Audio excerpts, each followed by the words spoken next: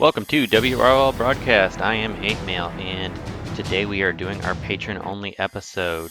I do want to give a special thanks to all our patrons. We've had a ton of new patrons lately, and I wanted to give an extra special thanks to our Lex Luthor level patrons, Andrew O. and Juicy Fries.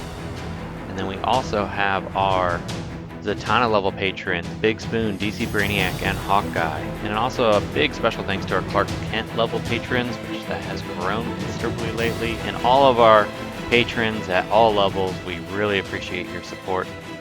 Today I am doing Cersei, who I really like. I've chewed on taking her RB5. I think Joker might be doing it. We'll see if he does. I'm probably not going to take her RB5, even though I do really like her. Some matches she just doesn't really seem to do a whole heck of a lot, but a lot of times her power doesn't kick in until the match goes south. And when the match goes south, she really can carry the team. I think she might be pretty annoying on defense. People are going to have to start running more heal immune if she becomes more prominent. This next match that I'm running, this is a team that I've kind of built around for her. Obviously, this isn't ideal going against a John Constantine team, but a lot of times that AoE she does, it doesn't stun. Most of the time it doesn't stun, but when it does, it's so powerful. But the reason I picked this match first to show everyone was because it was it was a match that I thought would be very typical of if you're fighting a John Constantine, you accidentally press the button too fast and you don't prepare for it. So obviously I have no way to protect myself against Constantine's massive debuffs, Chemo's massive debuffs. As you can see, the match started off pretty good. I was like, oh, this is going pretty good. Thought I was going to do okay. Then Chemo went crazy, started getting all of his heal immunes, started placing his debuffs. Thankfully, I probably should have used a Martian Manhunter, his debuff immunity earlier, something I do tend to forget often. But as you can see, Cersei starts to heavy revive. So as long as you're not facing somebody that's going to kill off Cersei quick, she can suddenly start carrying the team. That stun on all her attacks comes in mighty handy sometimes, but sometimes it just doesn't proc. So this match I started thinking, up, I'm going to lose this one. It's starting to go south. But I managed to get a stun off on him. Then she revived everyone. I was able to heal myself, but then the Doom procced. But it was still enough to get me through this match. Didn't think it was going to happen, but that permanent rage, sometimes you want those characters to use a basic, and in that case I did. So it was pretty good. Here is a match against Juicy Fries. So I thought this would be a good one to highlight. Typical Martian Manhunter Uber meta team. As you can see, I did not proc the stun, but the turn meter down plus purging the buffs is mighty awesome. So for that, I really like it. I really like Metallo. I know this episode isn't anything to do with Metallo, but I really like him. I notice I use him more than Donna Troy now, which is crazy. Donna Troy is a better character, but I usually want a red. I think when I max out Artemis, it's probably going to change. I'm leaning going RB3 with both of them. Maybe RB2, depending, because it is outrageously expensive to do. But probably RB3 is what I'm leaning towards. I really like both characters. This whole month has just been stellar for characters. Here is another match. I picked this one because it is your standard Arcus, Wonder Girl, Castaway Green Arrow. I wanted to show the match getting out of hand right out of the gate. Arcus doing Arcus type things. I did not proc my stun, but I did proc my revive. So this is where you lose a tune, you think, this is going to go ugly, but then you get bailed out.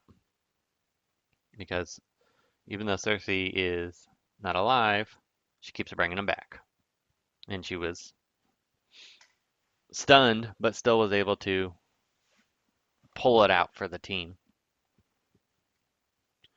And then she actually can take she took quite a bit of hits from, and then see, I got the stun, so Killer Frost took care of business. She doesn't do great damage, but she does enough. And the silence sometimes can be useful.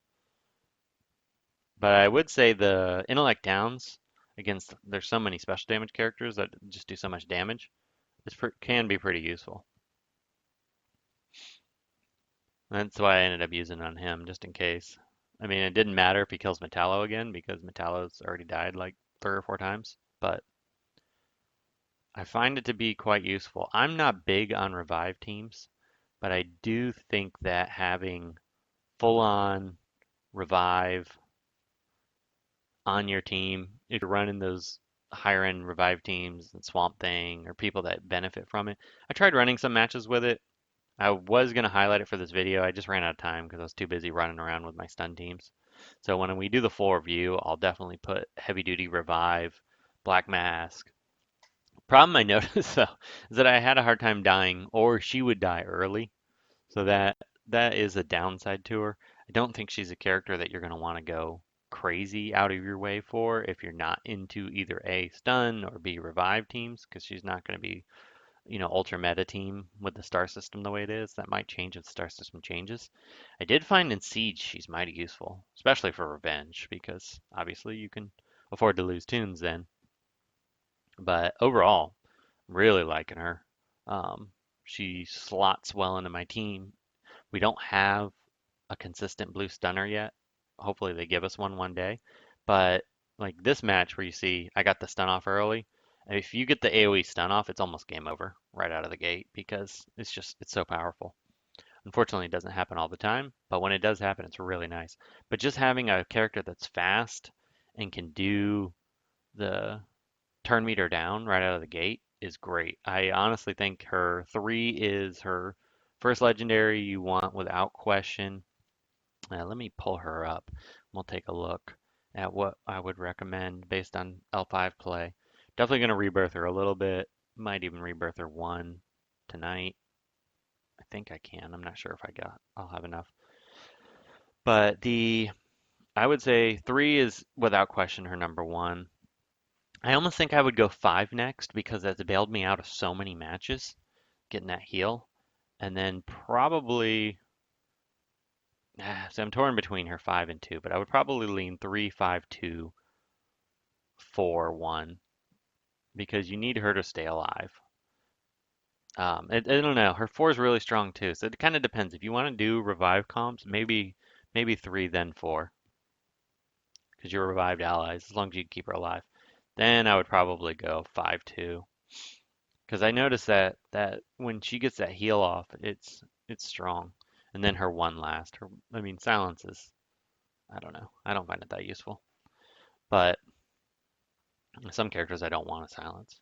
So we'll find out. But I don't know. She's really, I think she's very viable at L1. I ran her a lot at L1. And I don't really notice a huge difference at L5, except that she's a little more potent. And I do like that 5. Actually, I think I would go 3, 5 because that bails you out when you drop. Keeps you from getting one shot. So that's what I think I would roll with. Maybe her 4, 3, 5, 2 because when you get that damage immunity, it keeps her alive so she can keep reviving. So I think I would actually go 3, 5, 2, 4, 1. Unless you're building around those revives because when they do revive with damage immunity, it's fantastic. So I don't know. She's a really fun character. I'm liking her a lot. She adds a little bit of nuance to my stun team. This last one I ran a black mask team. Can't remember if anybody died in this match, so we'll see this together. I was actually running a team just to see if I could get people to die. The scariest thing is when Wonder Girl just gets annihilated and then she gets revived with enrage and damage immunity. That's just I didn't get it to happen because I didn't run it enough, but that could just get dumb. And I figured Kane, evasion, gotta lose some tunes here, but I don't think I did actually. I just kept taunting Wonder Girl because I wanted her to die so she could enrage. She's so stupid when she revives.